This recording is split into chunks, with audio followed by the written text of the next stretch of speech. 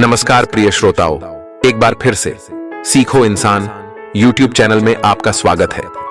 श्रोताओं, आज जो कहानी आपको सुनाने जा रहे हैं ये बड़ी प्रेरणादायक व ज्ञानवर्धक है और मोटिवेशनल भी है। ये कहानी मैना के दो तोते बच्चे बुद्धिमान भाइयों की है। प्रिय श्रोताओं, इसलिए इस कहानी को पूरा अंत सुनिए। ये कहानी सुनने के बाद आप कभी भी उदास नहीं होंगे। कहानी के अंत में मैना के तोते बच्चे ऐसी दो बात बताते हैं जो आपके जीवन में बड़ी महत्वपूर्ण है, हर इंसान के जीवन को कामयाब बनाने के लिए प्रेरणादायक है। यह कहानी सुनकर इंसान कभी दुखी नहीं हो सकता। प्रिय श्रोताओं, ये बात तो आप अच्छी तरह से जानते हैं कि समय एक जैसा नहीं रहता। समय कब बदल जाए, कब किसकी किस्मत चमक जाए, कब कौन राजा से भिखारी बन जाए और कौन कब गरीब से अमीर बन जाए। इसलिए कहते हैं कि समय परिवर्तनशील होता है। समय कभी एक जैसा नहीं रहता है। इसलिए इंसान को कभी भी उदास नहीं होना चाहिए, कभी भी दुखी नहीं होना चाहिए। आप अच्छी तरह जानते हैं कि इंसान के जीवन में सुख और दुख आते जाते रहते हैं। इसलिए हमें कभी भी घबराना नहीं चाहिए, उदास नहीं होना चाहिए, दुखी नहीं होना चाहिए। इसलिए आज की यह मैना के तोते बच्चों की दो भाइयों की कहानी आपको यही सीख देने वाली है कि इंसान को कभी भी दुखी नहीं होना चाहिए। जीवन के दुखों से छुटकारा पाने के लिए ऐसी मुसीबत में ऐसा क्या करना चाहिए, ये जानकारी आपको इस वीडियो में मिलने वाली है। इसलिए वीडियो को अंत तक जरूर सुनें। कहानी शुरू करने से पहले आपसे एक छोटा सा निवेदन है कि कृपा करके हमारे चैनल को सब्सक्राइब करके लाइक भी कर देना। तो शुरू करते हैं आज की ज्ञानवर्धक कहानी। एक जंगल में तोता और मैना का जोड़ा रहता था। उनका जीवन बड़ा ही सुखमय था। उन दोनों का आपस में बहुत प्यार था। मैना के दो छोटे छोटे बच्चे थे। मैना अपने दो बच्चों के परिवार में बहुत खुशी खुशी के साथ रहा करती थी।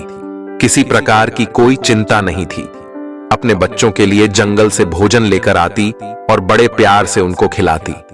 वह मैना अपने बच्चों से बहुत प्यार करती थी और जंगल में मस्ती के साथ अपना जीवन निर्वाह कर रही थी।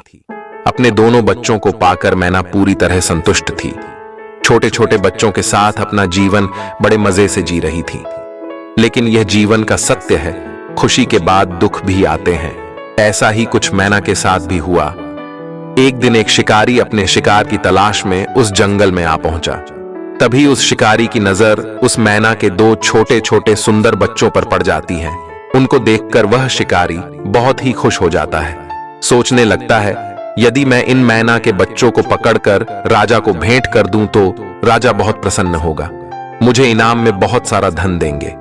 ये सोचकर शिकारी उन मैना के बच्चों को पकड़कर राजा के पास लेकर जाता है और राजा से कहता है, महाराज, मैं आपके लिए बहुत अच्छा उपहार लेकर आया हूं। कई दिनों की मेहनत के बाद बड़ी दूर से लेकर आया हूं। तब राजा कहता है, क्या लेकर आए हो, तुम मुझे बताओ। तब वह शिकारी दो छोटे छोटे मैना के बच्चों को राजा को भेंट कर देता है और कहता है, महाराज, मैं आपके लिए सुंदर पक्षी लेकर आया हूं जो बहुत ही विचित्र और समझदार है और आज्ञाकारी है। इसलिए महाराज, मेरी आपसे विनती है कि आप मेरा उपहार स्वीकार करें। शिकारी की यह बात सुनकर और दो छोटे छोटे मैना के बच्चे देखकर राजा बहुत प्रसन्न हुआ और राजा शिकारी के उपहार को स्वीकार कर लेता है और इनाम के रूप में शिकारी को काफी सारा धन दे देते हैं। अब राजा अपने नौकरों को आदेश देता है कि दोनों छोटे छोटे मैना के बच्चों के लिए एक सोने का पिंजरा बनाया जाए और उसमें इन बच्चों को रखा जाए। राजा का आदेश सुनते ही एक सोने का बना पिंजरा आ जाता है और मैना के दोनों बच्चों को उस पिंजरे में बैठा दिया जाता है। महल के सभी लोग उन छोटे छोटे मैना के बच्चों से बड़ा प्रेम करने लग जाते हैं। महल के हर कोई नौकर उन दोनों बच्चों से बड़ा प्रेम किया करता थे। राजा के आदेश के अनुसार सभी नौकर अच्छा अच्छा दाना व फल फ्रूट, अच्छी अच्छी चीज उनको खाने के लिए देते। राजा का एक छोटा बेटा भी था। वह भी उन दोनों मैना के बच्चों के साथ खेलता और उनसे बहुत प्यार करता। राजा भी अपने राजपाट के समय के बाद मैना के बच्चों की देखभाल करते और उनसे बहुत प्यार करते थे। किसी भी खाने पीने की चीज की कमी नहीं रहने देते थे। यदि राजा को पता चलता कि कुछ चीज की कमी है तो राजा नौकरों पर बहुत गुस्सा करते थे। कहते थे कि मैना के बच्चों को कभी भी किसी प्रकार का कोई दुख नहीं होना चाहिए। समय से पहले इनको हर चीज हाजिर होनी चाहिए। ऐसी सुविधा को देखकर मैना के बच्चे दोनों भाई बहुत खुश थे। एक दिन मैना के बच्चे दोनों भाई आपस में बात कर रहे थे। उनमें से छोटा वाला अपने बड़े भाई से कहता है कि भाई देखिए हमारा नसीब कैसा है, हमें हमारे नसीब पर गर्व होना चाहिए। हमको बिना मांगे सब चीज मिल जाती है, कोई मेहनत करने की जरूरत नहीं पड़ती और महल के सभी लोग हमसे बेहद प्रेम करते हैं। महल में ऐसा कोई भी नहीं है जो हमसे प्रेम ना करता हो। हमारे को हर वो चीज खाने को मिल जाती है जिसके बारे में हम सोचते भी नहीं हैं। हम बड़े भाग्यशाली हैं।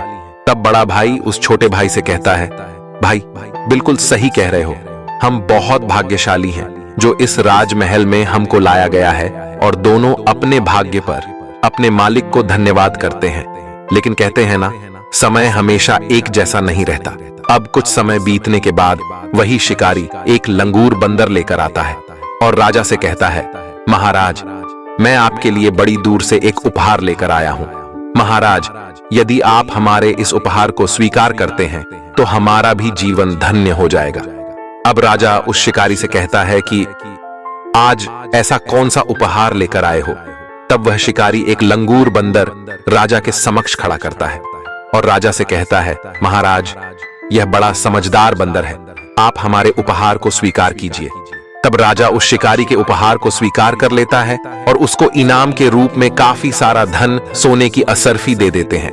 राजमहल के सभी लोग उस लंगूर बंदर से प्रेम करने लग जाते हैं।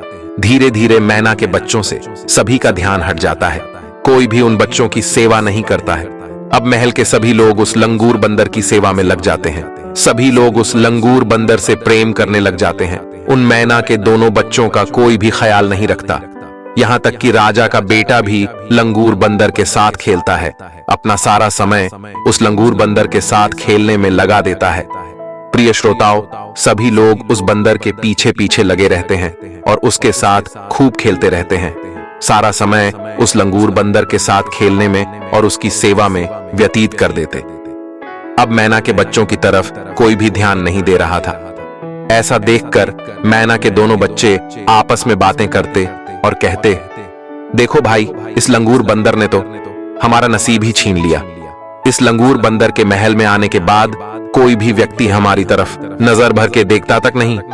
कोई भी व्यक्ति समय पर हमको पानी तक नहीं पिलाता है। सभी लोग इस लंगूर बंदर के पीछे दौड़ते रहते हैं। यहाँ तक कि राजा का बेटा भी अब तो लंगूर बंदर के पीछे दौड़ता रहता है और लंगूर बंदर के साथ ही खेलता रहता है। और राजा भी हमें पूरी तरह भूल गए हैं। हमसे हमारा भाग्य रूठ गया है। अब हमारा भाग्य खराब हो गया है। अब हमारे बुरे दिन शुरू हो गए हैं। छोटे भाई की इतनी बात सुनने के बाद बड़ा भाई छोटे भाई से कहता है, मैं आपको एक बात बता रहा हूं, इसको गौर से सुनो और जीवन में आप चाहे कहीं भी रहे लेकिन इन बातों पर जरूर अमल करना। तब वह बड़ा भाई छोटे भाई से कहता है कि मेरे भाई, समय एक जैसा नहीं रहता है। कब किसका समय बदल जाए कोई भी नहीं जानता है। समय कब अपनी कौन सी करवट ले इस बात को कोई नहीं जानता। कोई भी इसका अंदाजा नहीं लगा सकता। कब कौन भिखारी से राजा और राजा से भिखारी बन जाए। समय हमेशा अपनी रफ्तार से चलता रहता है, लेकिन कब किसका भाग्य बदल जाए और कब किसकी किस्मत फूट जाए इसको कोई नहीं जानता। समय कभी भी किसी का एक जैसा नहीं रहता है। आप चिंता ना करो, कभी ना कभी फिर से हमारे खुशी के दिन जरूर आएंगे। अब तुम समय का इंतजार करो, दोबारा से फिर अच्छे दिन जरूर आएंगे। अब इस तरह से उनके कुछ दिन निकल जाते हैं। एक दिन लंगूर बंदर पूरे राजमहल में इतना उधम मचाता है, इतना भाग दौड़ करता है कि महल के सभी कीमती और अच्छी चीजों को तोड़ देता है। महल का सारा सामान इधर उधर बिखेर देता है, बहुत से लोगों को घायल कर देता है, पूरे राजमहल में हुड़दंग मचा देता है। उधर राजा के सैनिक जब यह खबर राजा के पास पहुंचाते हैं तो राजा तुरंत आदेश देता है कि लंगूर बंदर को तुरंत महल से बाहर निकाल दिया जाए और इस लंगूर बंदर को किसी जंगल में जाकर छोड़ दिया जाए। अब राजा के सैनिक उस लंगूर बंदर को ले जाकर जंगल में छोड़ देते हैं और बंदर को जंगल में छोड़ने के बाद सभी लोग धीरे धीरे मैना के बच्चों से प्रेम करने लगते हैं।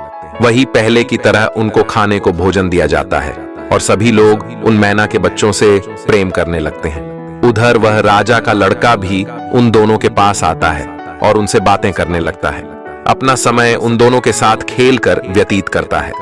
तब छोटा भाई फिर बड़े भाई से कहता है कि भाई, हमारा भाग्य फिर से जाग गया है और फिर से हमारी किस्मत बदलने लगी है, फिर से हमारे दिन अच्छे आने लगे हैं। फिर बड़ा भाई छोटे भाई से कहता है, मैंने तुम्हें एक बात बताई थी कि समय एक जैसा नहीं रहता है, समय परिवर्तनशील है। आज दुख है तो कल सुख भी है। और आज मैं आपको एक दूसरी बात भी बता रहा हूं। आपकी किस्मत चाहे कितनी भी बुलंद हो, कितनी भी ऊंचाइयों पर हो, लेकिन उस पर कभी भी घमंड नहीं करना चाहिए, उस पर इतराना नहीं चाहिए। कहते हैं घमंड का सिर हमेशा नीचा होता है। जो लोग घमंड करते हैं उनका पतन जल्दी ही हो जाता है, भाग्य उनका कभी साथ नहीं देता। जो लोग इतराते हैं उनका पतन हो जाता है। और जब आपके ऊपर कोई भारी आफत आ जाए, आपके ऊपर कोई भारी संकट आ जाए, तो आपको दुखी नहीं होना चाहिए, आपको हिम्मत नहीं हारनी चाहिए। विपदा चाहे कैसी भी आ जाए, आपको हिम्मत से काम लेना चाहिए। बड़ा भाई छोटे भाई को यह बात समझाता है और बड़े भाई की बात सुनकर छोटा भाई अपने बड़े भाई को शुक्रिया अदा करता है और उनको धन्यवाद कहता है। उस दिन के बाद दोनों मैना के बच्चों पर कभी संकट भी आया और कभी खुशियां भी आई, लेकिन दोनों ने हिम्मत से काम लिया। कभी भी किसी संकट में दोनों ने हिम्मत नहीं हारी। प्रिय श्रोताओं, यह सोच भी हर इंसान की होनी चाहिए। यदि आपका भाग्य, आपकी किस्मत ऊंचाई पर है, तब भी आपको इतराना नहीं चाहिए, घमंड नहीं करना चाहिए। जो लोग घमंड करते हैं उन लोगों का पतन जल्दी हो जाता है। जब आप पर कोई भारी विपदा आती है, भारी संकट आता है, तो हिम्मत से सामना करना चाहिए। जो लोग मायूस हो जाते हैं, जो लोग संकट को देखकर टूट जाते हैं, उन लोगों का पतन हो जाता है। इसलिए कभी भी आपको हिम्मत नहीं हारनी चाहिए। प्रिय श्रोताओं, इस प्रेरणादायक कहानी के अंत में हम आपसे उम्मीद करते हैं, कृपया चैनल को सब्सक्राइब करके लाइक कर लेना और कमेंट बॉक्स में एक अच्छा सा संदेश लिख देना। इस कहानी को अंत तक सुनने के लिए आपका बहुत बहुत धन्यवाद।